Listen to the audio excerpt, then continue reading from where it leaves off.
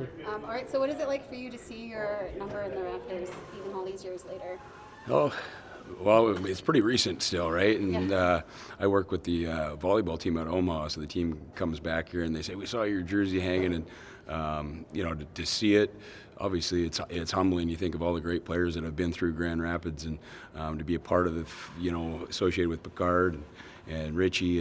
I mean, to come back here and see that, and you think, my friends joke like, you'll be dead and buried and your jersey's still hanging up there, and I'm like, that's a good way to look at it. That's pretty, makes you, feel pretty special. So, obviously those were great years here in Grand Rapids, and it's nice to get back and be part of this tonight. Yeah. Did you take anything from the Griffins, and were you able to apply it to coaching? Of course, I mean, all 16 years of hockey, but those teams, when you win a championship, the culture that you create within the dressing room, huge part of that is I try to instill, and even some of the systems we used, definitely is something that you always share with the kids these days. Sorry. Yeah. How did coaching come about for you?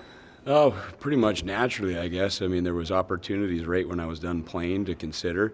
You play that game that long, there was kind of just looking to get home and create some normalcy for my sons. And then when they started, getting pretty decent, it was like, okay, I want to get my hands involved here. And then just, it kind of came naturally. The love of it, I'm really enjoying it now. And, I think hockey, obviously, you circle back in another role eventually. But yeah, I love coaching and love coaching my kids even more than playing myself, to be honest. Yeah. And what has been the most rewarding part about being a coach? Seeing the growth, seeing the development, seeing kids respond. I mean, when you first get into it, and then a couple of years later, and then you get a thank you from, the kid that went on to college or advance, and them being appreciative. It just makes you feel like, oh, that time was worth it for sure. So that's a huge part of coaching. Yeah, now you went to University of Nebraska Omaha, right? I did. Okay, so if you could talk about the importance of hockey in Nebraska. A lot of people kind of sleep on the area, but there's been a lot of people that have come out of that program and just out of hockey in general.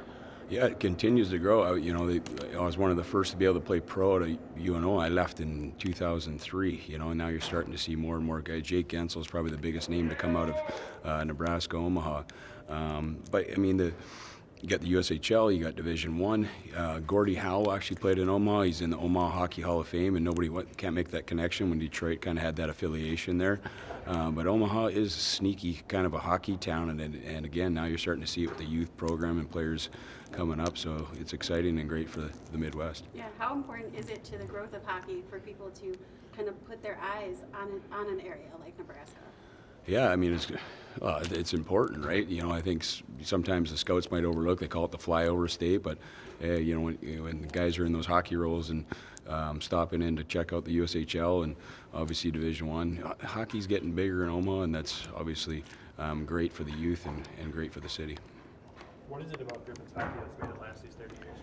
Oh, wow. I mean, just kind of hearing the stories with Pickstock and Richie, and you kind of see, obviously, the culture of winning. And I mean, I think it comes from, obviously, they support sports here in the community, and hockey's a big part of that. But that sense of community, it's a lot of unmatched to the team. I mean, I played on a lot of teams, but here, maybe I was getting older and the family focus was big and how they were embraced. But I think that carries on when you're at the rink. Like just now, we got three old guys here.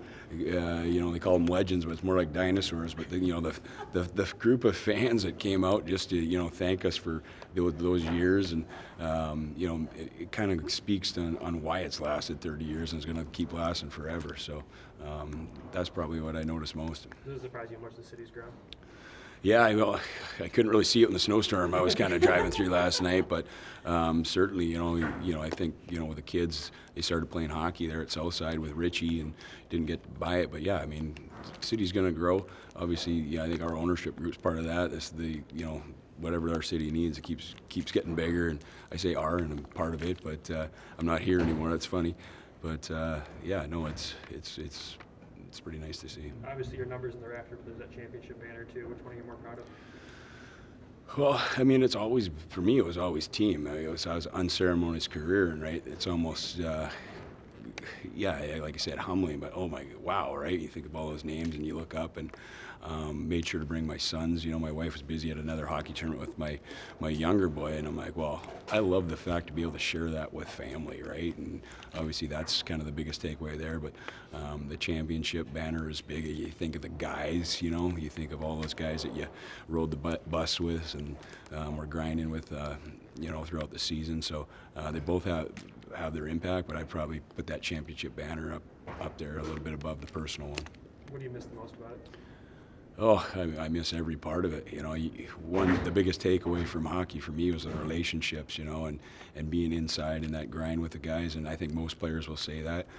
There's a little bit of lost direction after you're done playing. Like, what do I do? Or where are the guys? And, you know, you lose that comfort of being around them. So that's probably what I miss the most, and finding a profession or being close to the game now to kind of recapture that and be around like-minded guys. But yeah, that's what I miss the most.